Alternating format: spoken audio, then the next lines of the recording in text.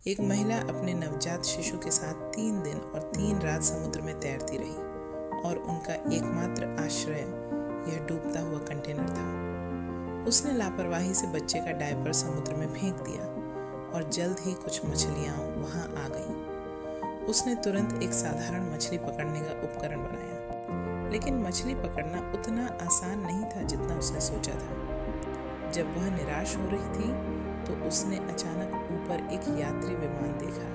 उत्साहित होकर वह जल्दी से कंटेनर में वापस चली गई और एक कांच का टुकड़ा ढूंढ निकाला। लेकिन जब वह वापस आई तो दुर्भाग्य से उसकी जांघ में चोट लग गई। दर्द की परवाह किए बिना वह जल्दी से उठी और मदद के लिए चिल्लाई, लेकिन दूरी बहुत अधिक होने के कारण विमान में बैठे लोग उसे नहीं देख सके।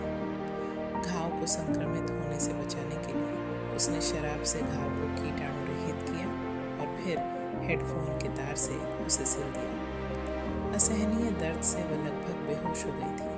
मछली पकड़कर पोषण प्राप्त करने के लिए उसने हेडफोन के तार से एक साधारण मछली पकड़ने का जाल बुना। जाल को समुद्र में डालने के बाद उसने एक डायपर को चारा के रूप में इस्तेमाल किया और फिर मछली के फंसने का इंतजार करने लगी। कुछ मिनटों तक इंतजार करने के बाद आखिरकार एक मछली जाल में फंस गई और अंत में उसने भरपेट भोजन किया। दिन बीतते गए, उसने काफ़ी मात्रा में भोजन जमा कर लिया था।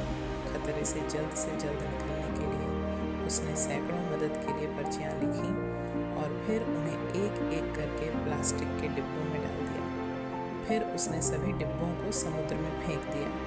उम्मीद है कि जल्द ही कोई उन्हें ढूंढ लेगा। उसे नियमित रूप से एक पाइप से पानी निकालना पड़ता था, अन्यथा एक बार जब पानी भर जाएगा तो वे समुद्र तल में डूब जाएंगे। उसे बच्चे की ठंड लगने की चिंता थी। उसने एक थर्मस में शराब डाली और फिर आग लगाकर बच्चे को गर्म किया। मोबाइल स्क्रीन खराब होने के कारण वह उसे अनलॉक नहीं कर पा रही थी, इसलिए उसे अपने पति के फ़ोन करने का इंतज़ार करना पड़ा। लेकिन उस रात उसके पति ने अचानक बुरी खबर सुनाई कि उसे गोली लगी है और उसकी हालत गंभीर है। शायद वह महिला को बचाने नहीं आ पाएगा। वह रोते हुए महिला से मजबूत रहने और जीवित रहने के लिए कहा।